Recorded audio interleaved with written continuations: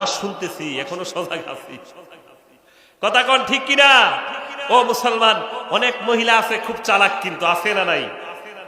তাইলে একটা সুন্দর আপনাদেরকে ফাঁকে একটা ঘটনা শোনায় ফেলি।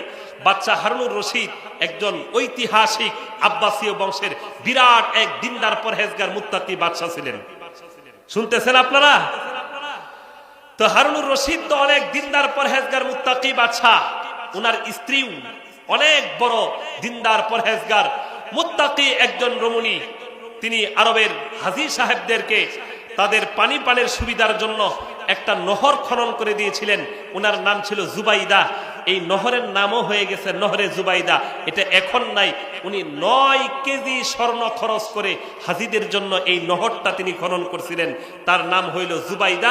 তিনি বাদশাহ হারুনুর রশিদের স্ত্রী। কথা বুঝছেন তো আপনারা? তো একদিন হারুনুর রশিদ আর তার স্ত্রী দুইজনে বসে একটু কথা